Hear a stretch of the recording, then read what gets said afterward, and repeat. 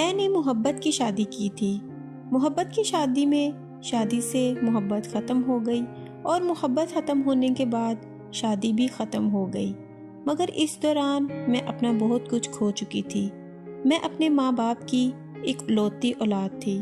میری محبت کی شادی کرنے پر میرے باپ نے خودکشی کر لی تھی اور میری ماں دماغی توازن کھو بیٹھی تھی۔ اپنا اتنا کچھ قربان کر کے جس انسان کو میں نے پایا تھا، آج میں اس کو بھی کھو بیٹھی تھی۔ میری شادی 2 سال رہی۔ اس دوران مجھے اللہ نے ایک خوبصورت سی بیٹی سے نوازا۔ اللہ کی وہ رحمت میرے لیے زحمت ثابت ہوئی، اور بیٹی کی پیدائش کا سنتے ہی میرا شوہر مجھ سے ناراض ہو گیا اور اکثر گھر میں جھگڑا رہنے لگا۔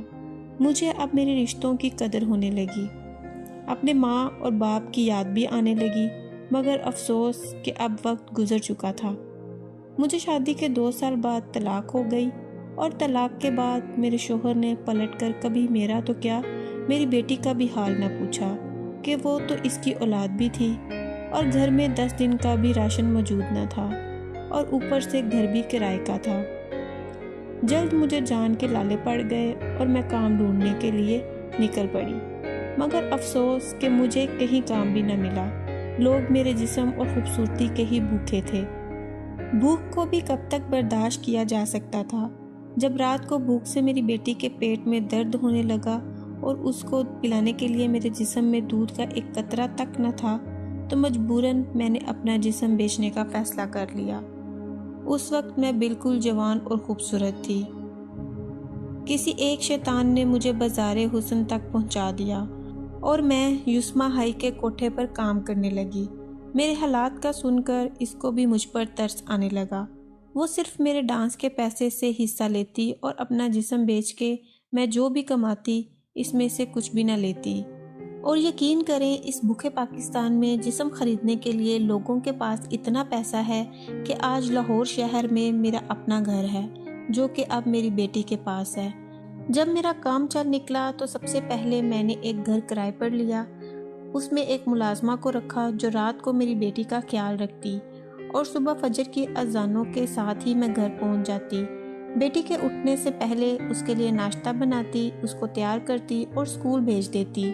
یسما بائی کے توسط سے ہی میری بیٹی کے باپ کی جگہ ایک آدمی نے نام دیا۔ جب میرے حالات کچھ بہتر ہوئے تو میں نے اپنی ماں کو بھی اپنے پاس بلا لیا۔ ان کا دماغی توازن ٹھیک نہیں تھا۔ رات کو ان کو میں ایک کمرے میں بند کر کے کام پر جاتی اور صبح آ کے ان کو نکالتی، نہلاتی اور ناشتہ کرواتی، اور یقین کرے وہ مجھے پہچانتی نہیں تھی، پھر بھی وہ مجھے میرے نام سے ہی بلاتی تھی۔ جب میری بیٹی میٹرک میں تھی تو اس کو مجھ پر شک ہوا اور اس نے مجھ سے میرے کام کے متعلق پوچھا۔ میں نے اپنے بھائی سے بات کی اور اپنی بیٹی کو بتا دیا کہ میں مل میں کام کرتی ہوں۔ بیٹی کی ضد پر بھائی کی بتائی ہوئی مل کا وزٹ اسے کروا دیا۔ میری بیٹی پڑھائی میں بہت قابل تھی۔ اس نے میٹرک میں پہلی پوزیشن لی اور اسکالرشپ میں داخلہ ملا، اور ایف ایس سی میں پوزیشن ہولڈر تھی، اور اسکالرشپ پر یونیورسٹی میں داخلہ ملا۔ یونیورسٹی میں بھی وہ ٹاپ پر رہی، اور اس طرح ہمارا خرچہ بہت کم ہوا۔ الحمدللہ آج وہ ایک بہترین اور مشہور ترین دل کی اسپیشلسٹ ہے، مگر افسوس کہ اس کے لیے میں نے کتنی قربانیاں دی۔ اس نے ان سب کو بھلا دیا اور آج مجھے ایک طوائف کہہ کے گھر سے نکال دیا۔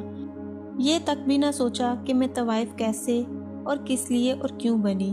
میرے لیے جو ہو گیا ہوگا، لیکن یقین کرے اگر میری بیٹی نہ ہوتی تو میں بھی خودکشی کر لیتی۔